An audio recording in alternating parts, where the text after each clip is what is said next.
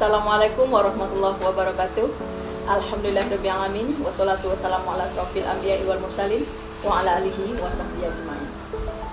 Yang saya hormati Bapak Profesor Dr. Azwar Ananda MA selaku promotor saya. Kemudian yang saya hormati Bapak Dr. Ahmad Kosasi MAG selaku co-promotor. Selanjutnya yang saya hormati Bapak Profesor Dr.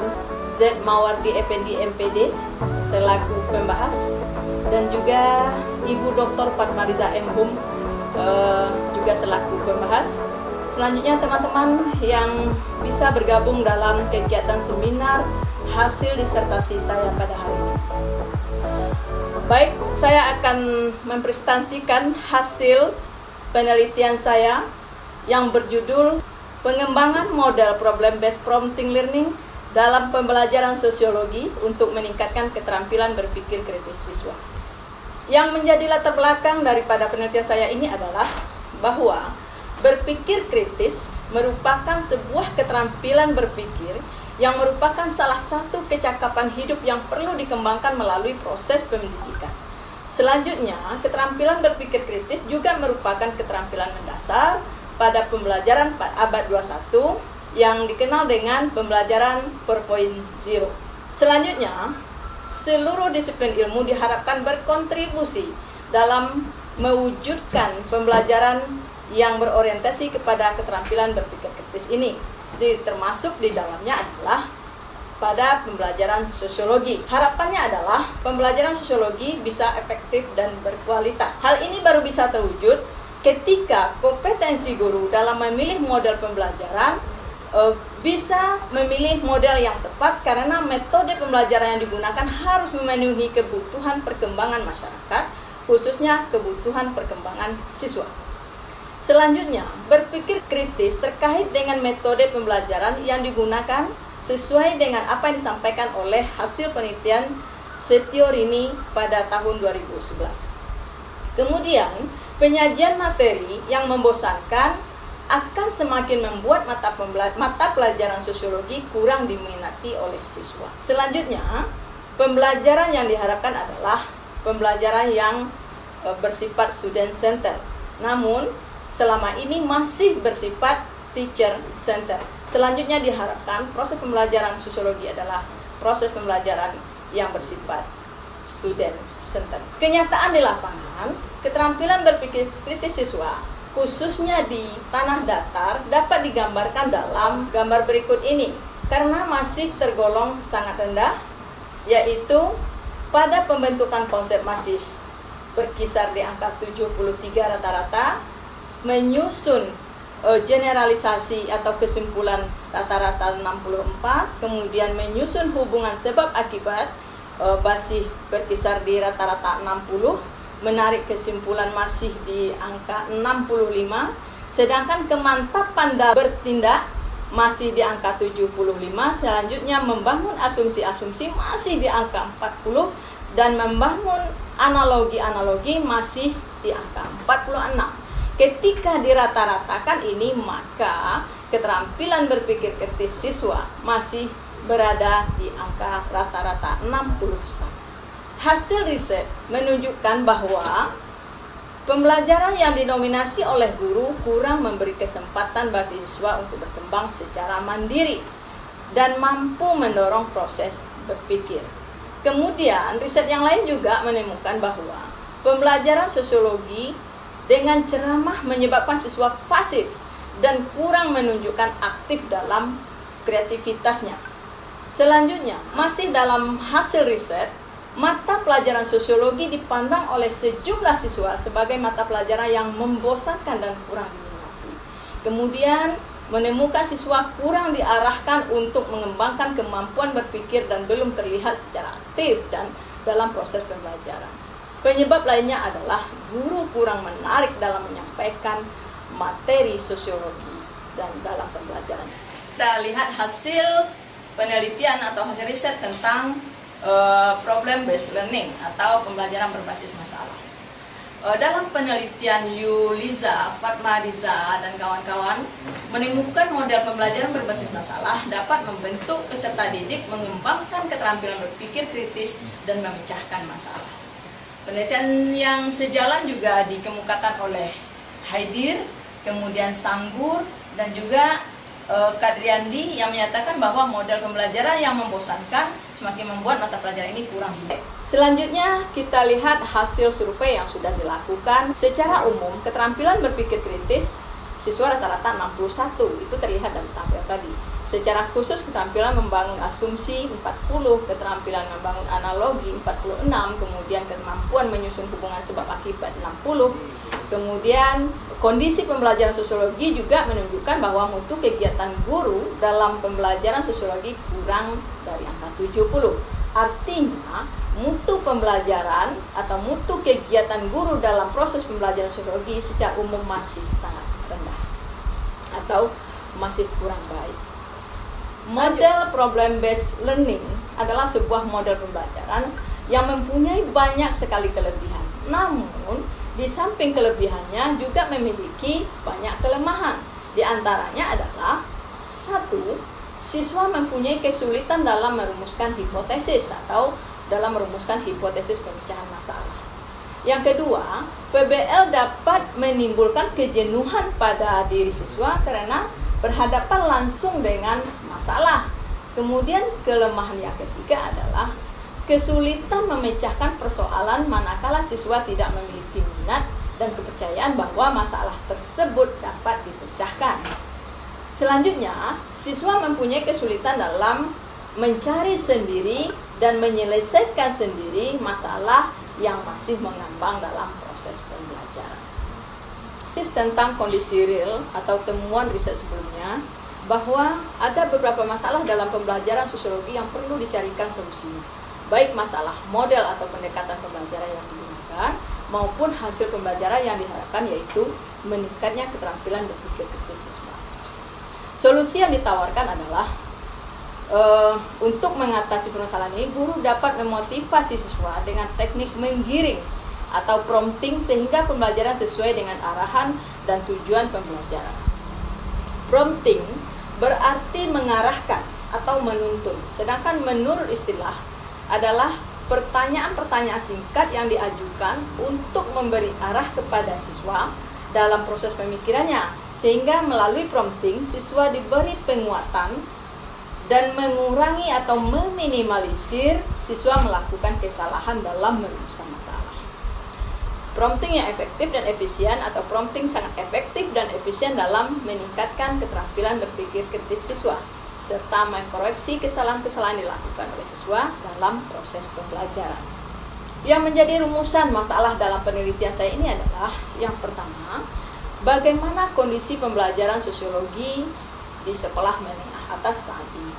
Sedangkan yang kedua adalah bagaimana pengembangan model problem based prompting learning dalam pembelajaran sosiologi untuk meningkatkan keterampilan berpikir kritis siswa.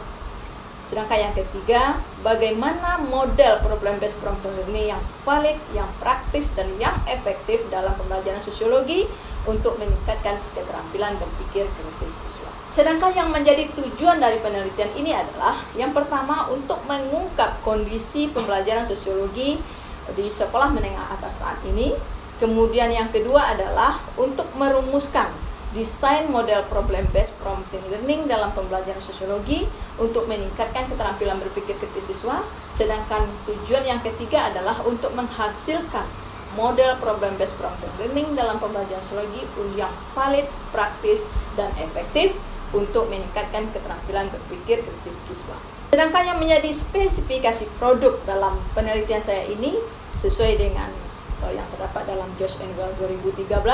Yang pertama adalah sintaks, kemudian yang kedua adalah sistem sosial yang mendukung pada produk ini, kemudian prinsip reaksi, kemudian sistem pendukung, kemudian dampak, yaitu dampak pengiring dan dampak interaksional. Produk yang dihasilkan dari penelitian ini adalah yang pertama buku model, yaitu buku model PBPL, sedangkan yang kedua adalah buku guru yang akan menjadi panduan oleh guru dalam menggunakan produk ini.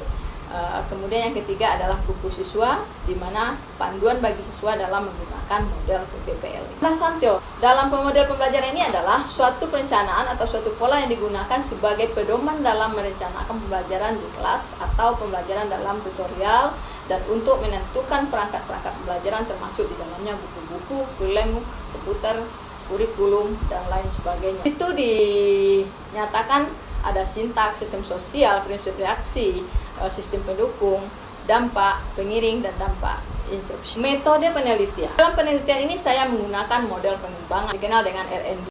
Kemudian saya menggunakan prosedur penelitian, teknik pengumpulan data, dan juga teknik analisis data. Model pengembangan yang digunakan dalam penelitian ini adalah pengembangan model problem response training dalam pembelajaran sosiologi untuk meningkatkan keterampilan berpikir kritis siswa. Ini menggunakan 3 fase atau 3 tahap. Yang pertama adalah pada tahap preliminary research atau penelitian pendahuluan. Sedangkan yang kedua adalah tahap prototype yang dikenal dengan prototyping phase.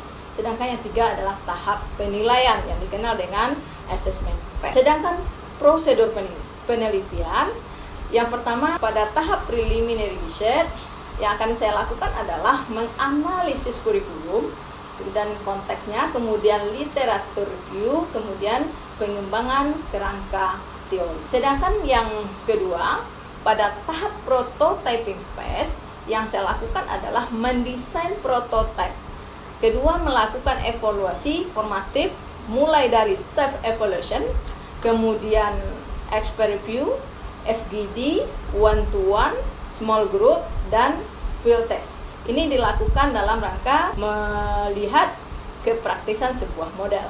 Kemudian yang ketiga adalah tahap assessment phase yang saya lakukan adalah uji efektivitas atau uji coba lapangan. Keunggulan dari penelitian yang menggunakan model Bloom adalah di mana evaluasi yang dilakukannya adalah dikombinasikan dengan evaluasi Tesmer, yaitu dengan mulai evaluasi self evaluation, kemudian one to one, expert review, small group, dan field test. Ini berjenjang, dilakukan berjenjang mulai dari self evaluation, kemudian expert review, kemudian one to one, small group, dan juga field test. Kemudian teknik pengumpulan data.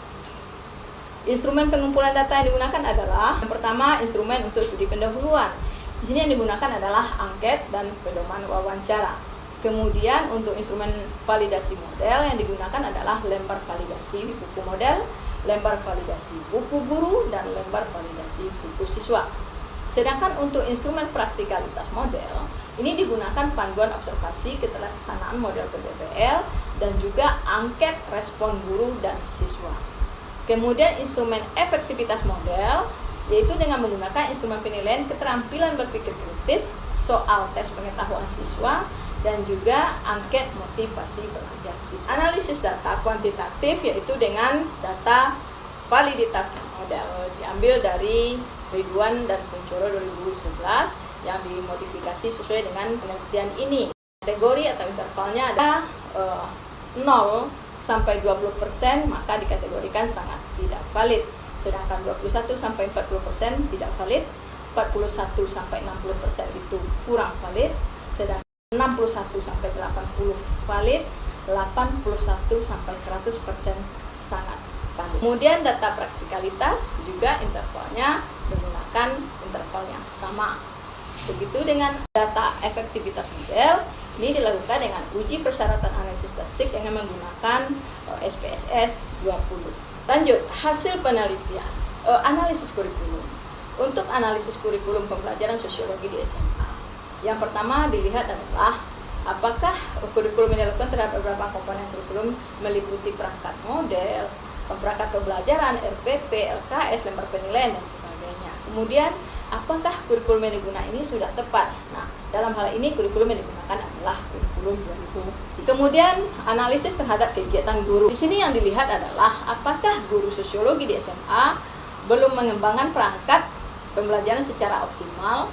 Kemudian, apakah guru ini belum memilih atau menempatkan model pembelajaran based learning dalam silabus FPP untuk mencapai tujuan pembelajaran, dan masih banyak lagi analisis yang dilakukan terhadap analisis terhadap aktivitas siswa. Nah, dari hasil yang didapatkan ada 3 sekolah yang menjadi objek penelitian ini adalah SMA 3 Batu Sangkar yang merupakan SMA yang dikategorikan berada di dalam kota Batu Sangkar, kemudian SMA 1 Sungayang yang dimana dikategorikan adalah sekolah yang berada di pinggir kota, sedangkan yang SMA 2 Lintau dikategorikan sekolah yang berada di luar kota. Nah, di sini nampak akan sangat kelihatan aktivitas yang di SMA 3 Batu Sangkar relatif aktivitas siswanya lebih bagus ketimbang dari SMA yang dua lainnya. Kendati pun SMA yang dua lainnya juga tidak terlalu buruk.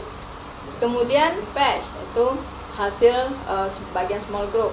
Nah, untuk sekolah dalam kota, kategori yang siswa yang tinggi mendapatkan capaian angka 3,9, kemudian sedang 4,1, sedang yang rendah adalah 4. Jadi rata-rata capaiannya 4, masih tergolong praktis. Kemudian untuk sekolah yang di pinggir kota, capaiannya adalah 4,4, persentasenya adalah 88%, artinya ini sangat praktis. Sedangkan di sekolah luar kota, lanjut kepada hasil field test. Untuk sekolah yang di dalam kota, itu rata-rata capaian adalah 4, artinya 80%, masih kategorinya praktis. Sedangkan sekolah yang di pinggir kota, capaiannya adalah 4,4, jadi 88%, maka tergolong sangat praktis. Sekolah luar kota, capaiannya adalah 4,3, 86%, kategorinya sangat praktis. Artinya, perangkat model PBPL ini, hasil perangkat model PBPL ini pada kegiatan field test mencapai angka 80% atau dikategorikan sangat praktis. Selanjutnya kita lihat hasil asesmen PES. Ini dilihat dari 3 aspek, yaitu kondisi keterampilan belajar siswa, kemudian aspek pengetahuan, yang ketiga adalah aspek motivasi belajar. Dilihat dari gambar di samping, terlihat pada SMA 3 Batu Sangkar di kelas uji coba mendapatkan angka 83, sedangkan di kelas kontrol mendapatkan angka 71.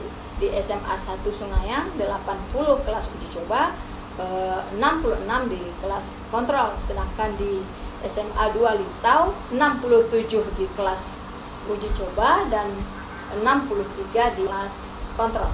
Artinya terdapat peningkatan yang sangat signifikan di 2 kategori sekolah, yaitu SMA 3 Batu Sangkar dan SMA 1 Sungayang. Kemudian yang di SMA 2 Lintau atau yang sekolah di luar kota terdapat peningkatan tetapi tidak signifikan, tapi terdapat peningkatan.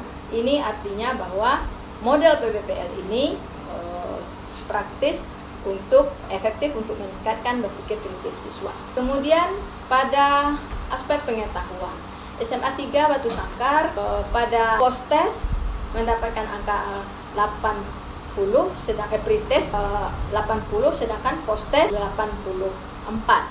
Kemudian pada SMA 1 Sungayang post test 81, sedangkan pretestnya adalah 78. Kemudian SMA 2 Lintau post test 78, sedangkan tesnya 77. Artinya di aspek pengetahuan juga terdapat peningkatan yang signifikan. Kemudian yang ketiga pada aspek motivasi belajar, bisa dilihat pada SMA 3 Batu Sangkar pada post test mendapatkan angka 87, sedangkan pada pretest 83. Kemudian untuk SMA 1 Sungayang pada post test 89, sedangkan pretestnya 83. Kemudian SMA Lintau pada post testnya 78, sedangkan pretestnya 77. Artinya juga terdapat peningkatan tapi tidak terlalu signifikan. Efektivitas model PBPL dalam pembelajaran sosiologi. Hasil analisis data pengujian hipotesis menggunakan ANAPA 2 arah adalah sebagai berikut. Yang pertama, baik, selanjutnya kita masuk pada hasil efektivitas model PBPL dalam pembelajaran sosiologi. Hasil analisis data pengujian hipotesis menggunakan ANAPA 2 arah adalah sebagai berikut. Yang pertama, nilai stick to tell untuk pengujian hipotesis pertama mengacu pada output baris pertama, di mana kecil dari nilai alfa krobah 0,05. Maka dapat dipahami bahwa hipotesis nihil ditolak dan hipotesis alternatif diterima. Artinya, terdapat perbedaan yang signifikan antara keterampilan berpikir kritis siswa yang belajar dengan menggunakan PBPL dibandingkan dengan siswa yang belajar tanpa menggunakan model PBPL. Yang kedua, nilai siktutel untuk pengujian hipotesis kedua mengacu kepada output baris kedua, di mana nilainya kecil dari nilai alfa perumbah 0,05. Maka dapat dipahami bahwa hipotesis nihil ditolak dan hipotesis alternatif diterima. Artinya, terdapat perbedaan yang signifikan antara keterampilan berpikir kritis siswa yang berada pada sekolah di pusat kota, pinggir kota, dan di luar kota. Berdasarkan gambar berikut, dilihat interaksi antara model PBPL dengan sekolah yang berlokasi di pusat kota dan pinggir kota. Pertemuan garis pada grafik menandakan bahwa penerapan model PBPL efektif untuk meningkatkan keterampilan berpikir siswa pada sekolah yang berlokasi di pusat kota dan pinggir kota. Hal tersebut dapat dilihat adanya perbedaan yang signifikan antara keterampilan berpikir kritis siswa pada kelas uji coba dan kelas kontrol di sekolah pusat kota dan pinggir kota. Terakhir kita masuk kepada kesimpulan. Dari hasil penelitian ini dapat disimpulkan yang pertama adalah bahwa model PBPL yang dikembangkan ini memiliki tingkat kepercayaan atau validitas yang sangat baik. Informasi ini tersebut diperoleh dari hasil validasi pakar atau ahli dengan rata-rata capaian 85 dan hasil validasi melalui FGD dengan rata-rata capaian 84,3. Artinya model PBPL yang dikembangkan dinyatakan sangat valid dan dapat digunakan untuk pembelajaran sosiologi untuk meningkatkan keterampilan berpikir kritis siswa. Kesimpulan kedua adalah hasil lapangan menunjukkan bahwa perangkat model PBPL yang dikembangkan dinyatakan sangat praktis digunakan dalam pembelajaran sosiologi untuk meningkatkan keterampilan berpikir kritis siswa. Kesimpulan ini diperoleh dari hasil uji lapangan melalui one-to-one, small group, dan juga field test. Pada one-to-one didapatkan rata-rata capaian 82, dari small group didapatkan rata-rata capaian 84, sedangkan dari field test didapatkan rata-rata capaian 85,1. Artinya, perangkat model PBPL tersebut sangat praktis digunakan. Yang ketiga, dapat disimpulkan bahwa hasil uji efektivitas model PBPL menunjukkan penerapan model PBPL dalam pembelajaran sosiologi efektif untuk meningkatkan keterampilan berpikir kritis siswa, baik pada sekolah yang berlokasi di pusat kota maupun yang di pinggir kota. Penerapan model PBPL dalam pembelajaran sosiologi dinyatakan efektif, diperkuat oleh beberapa dampak yang dihasilkan. Peningkatan keterampilan berpikir siswa dari hasil pretest dan posttest. Peningkatan pengetahuan siswa dalam menguasai materi sosiologi dan meningkatkan motivasi belajar siswa. Nah, ini kiranya 3 kesimpulan besar yang didapatkan dari hasil penelitian yang sudah saya lakukan saja. Semoga bermanfaat. Terima kasih. Assalamualaikum warahmatullahi wabarakatuh.